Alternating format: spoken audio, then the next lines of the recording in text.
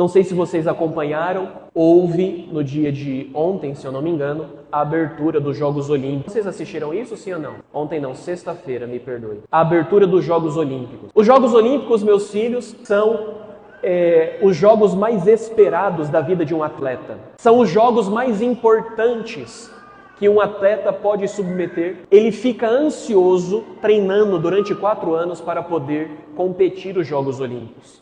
Os Jogos Olímpicos são tão importantes que eles remontam à Grécia Antiga.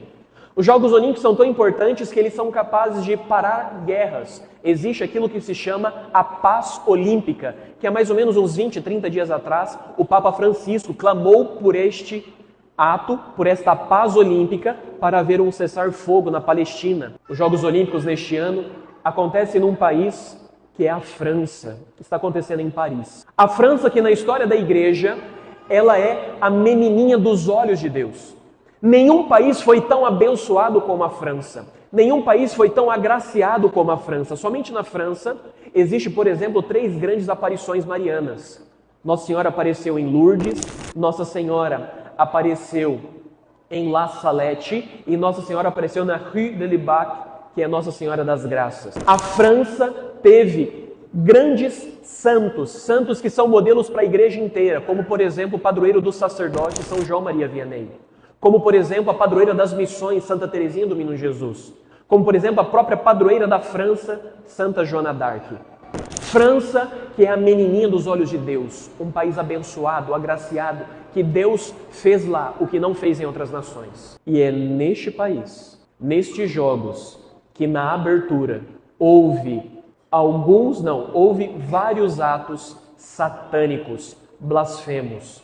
A começar por uma representação da Santa Ceia, na qual eles colocaram, ao invés de 12 apóstolos e Jesus, 12 travestis. Um Nosso Senhor Jesus Cristo, homossexual, drag queen, para presidir a última ceia. Sobre a mesa colocaram uma bandeja, e naquela bandeja, quando destamparam, havia um homossexual seminu dentro da bandeja, zombando do Cordeiro de Deus, que é a Eucaristia, pintado de um deus chamado Baco, que é o deus da luxúria e o deus da gastrimargia, da gula. Como se não bastasse, eles fizeram um bezerro de ouro para ser adorado, fazendo alusão ao Antigo Testamento, quando Moisés subiu no monte para receber as tábuas da lei, e quando desceu o povo havia traído a Deus, adorando um bezerro de ouro.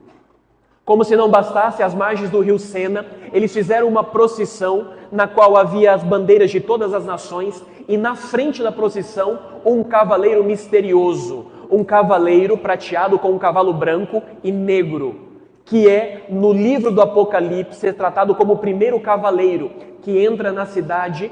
E este cavaleiro é o símbolo do anticristo. Ele vem num cavalo branco que é a falsa pureza, a falsa paz. Ou seja, eles colocaram o anticristo puxando uma procissão na qual todas as nações estão seguindo. O que é isso? Um ato blasfemo, sacrílego, satânico.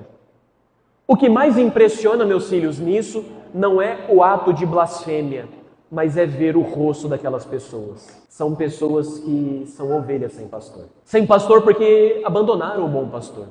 Você vê aquelas pessoas e é de cortar o coração, são dignas de compaixão porque elas são apagadas, elas estão em trevas. Trevas que envolveu no dia de ontem a cidade de Paris, porque houve um apagão lá, como que o símbolo, aquela que se intitula a Cidade das Luzes, com a Revolução Francesa, com o iluminismo, que se diz a detentora da razão, ontem estava em trevas, porque é assim quando nós estamos longe de Deus, nós ficamos nas trevas.